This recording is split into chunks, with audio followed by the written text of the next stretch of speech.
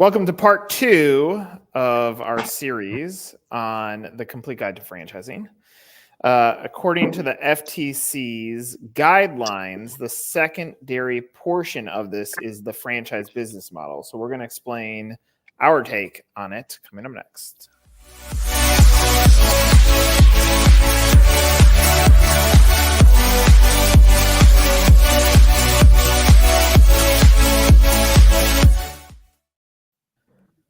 Now, what was fascinating about part 1 of this series, where we are breaking down the Complete Guide to Franchising, which is a guide that's published by the FTC. Charles and I were talking at depth about the broker portion of this, which has to be an addition that's been added to it. And eventually we'll get to that portion of this. Today, we're going to talk about how they position the franchise business model. So I'm going to read what they say. And then Charles, you can give feedback first and then Brent second. So first they explain a franchise model. Franchise enables you, the investor of a franchise operated business. You pay a franchise fee, and then you get a format or system developed by the company, franchisor, the right to use the franchisor's name for a specific number of years, and assistance. For example, the franchisor may provide you with help in finding a location for your outlet, initial training and an operation model, and advise on management, marketing, and personnel. Interesting that they added personnel in there. That's an interesting one that we should dissect.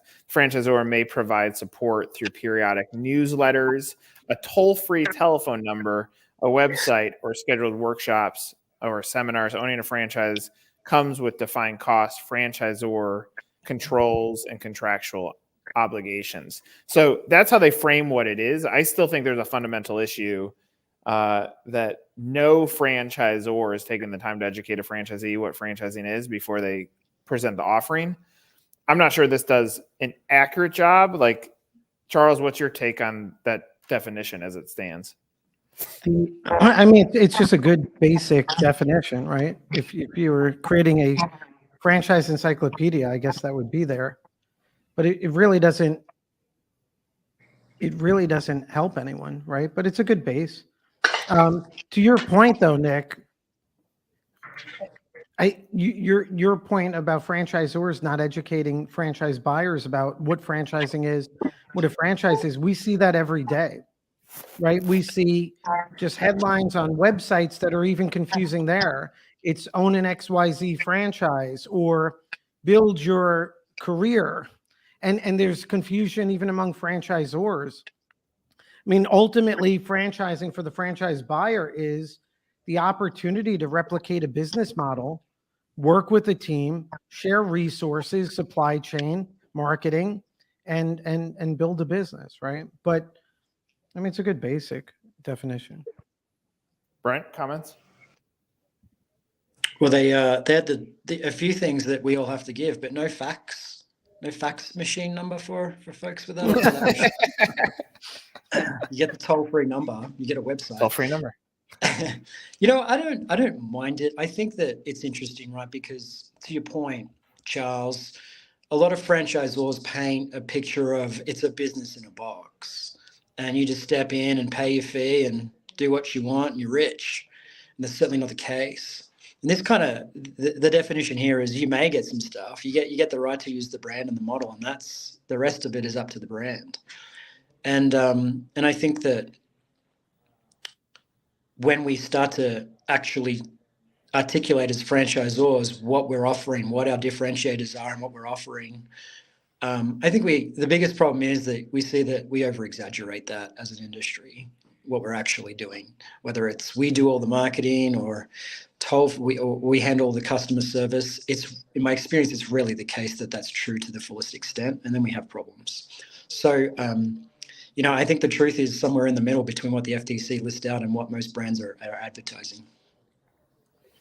I think there's a few good things in what both of you just said. Brent, I want to call out one thing. I think item 19, which we're not into the construct of the FDD yet, as the FTC is laying this out in their guides. But when you think about an item 19, I think item 19 restrictions have almost made things worse, because then a franchisor says this big flashy number, like you can make $1 million. And then to the franchisee, they're like, ooh, I can make $1 million. And so now the expectations are set on that. And sometimes that's highest, sometimes that's average, sometimes that's somewhere in the middle. And so if we're not setting up like how to even evaluate the franchise as section 1, if we're going into explaining how the franchise business model works, we've opened up a hole from my viewpoint of the franchisor leveraging something that doesn't tell the whole story.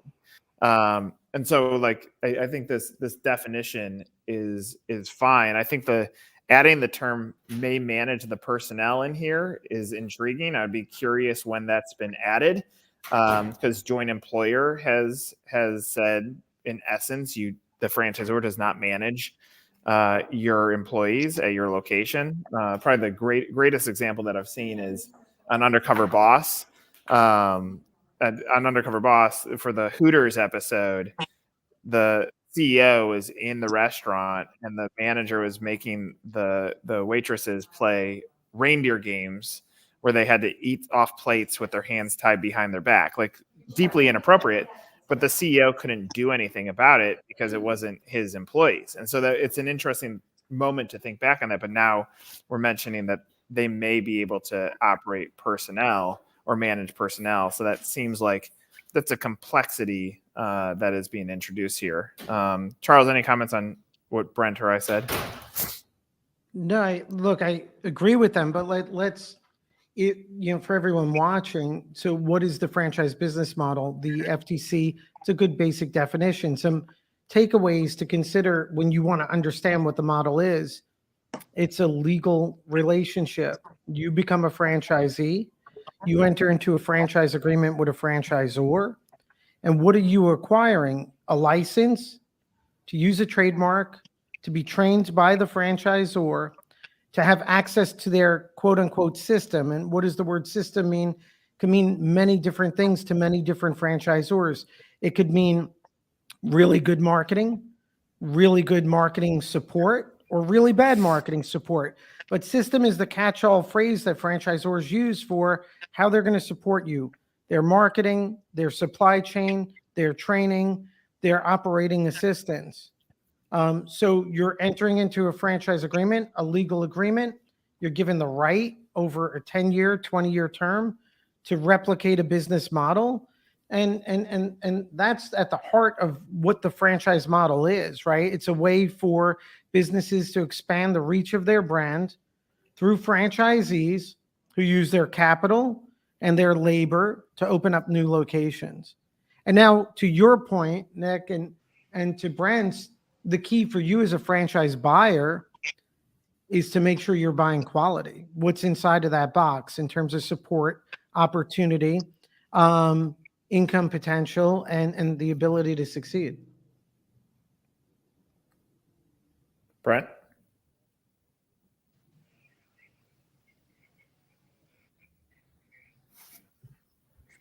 Sorry, guys. Problems at Raintree today, but we're back. Any other comments on that, Brent?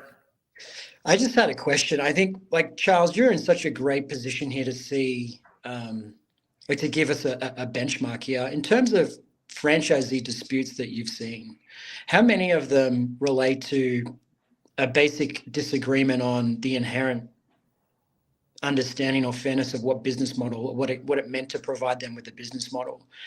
Maybe not even so much support, but franchisees that said, I bought a business from these folks, a system where I was told I was given the basic definition of what the FTC.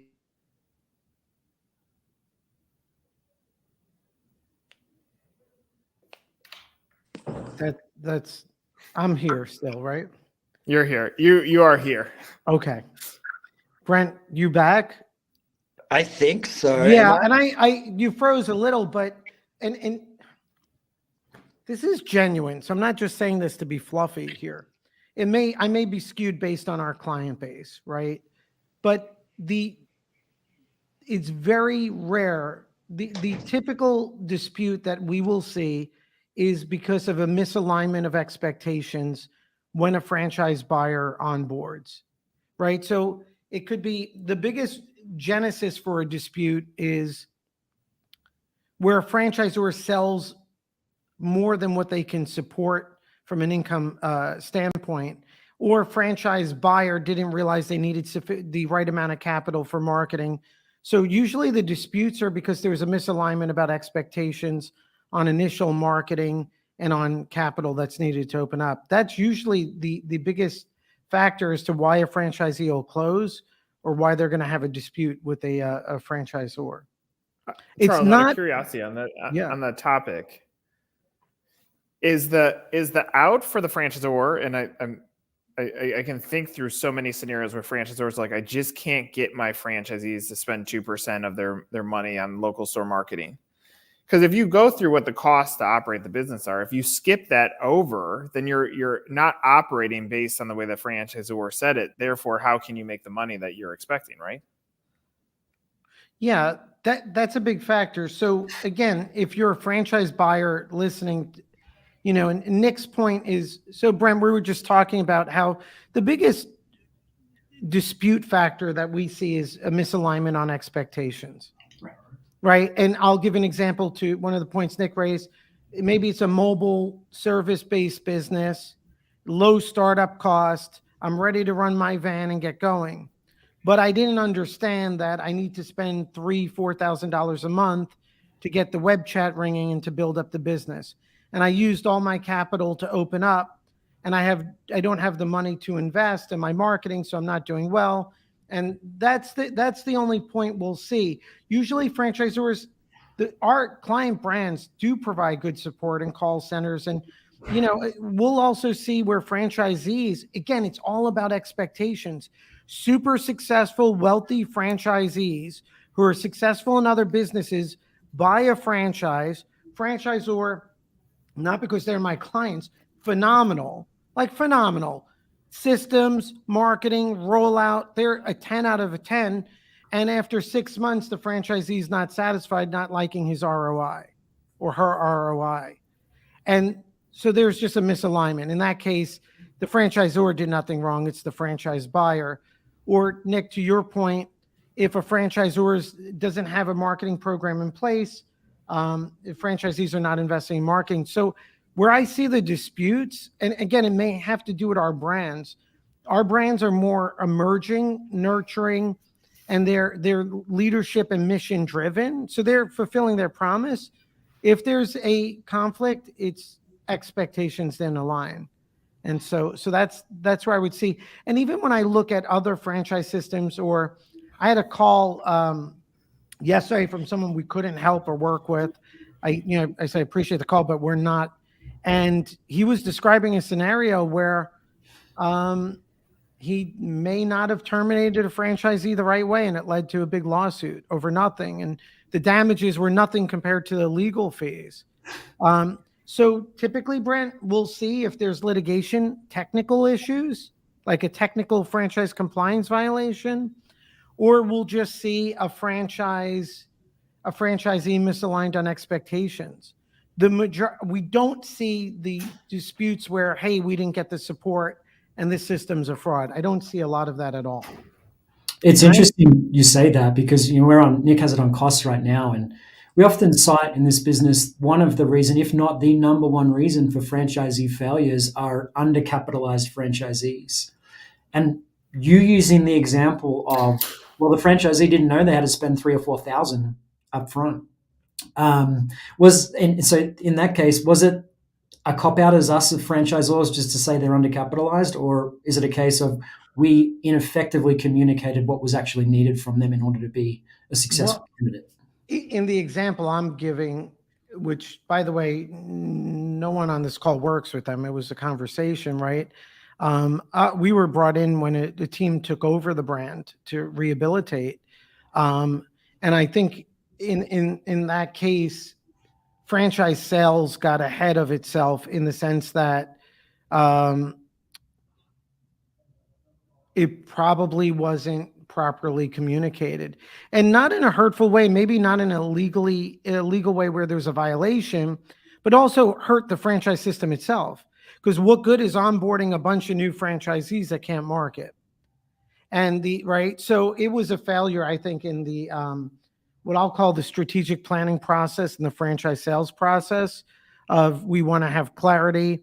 And not only because we have an obligation to franchise buyers. So for everyone watching this video, how much are you spending to invest in it? How much reserve capital? How do you get business, and what's your marketing budget? So in this case, not only that lack of communication, but it hurt the franchise system because they can't grow. Charles, and I don't know what the answer is. I'm not playing dumb for the sake of playing dumb.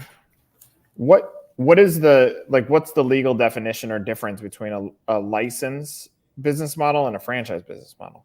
Yeah, so they're the same, right? A franchise includes a license to use a trademark, right? And so when you think about franchising, think of it from the perspective of it's an artificial creation.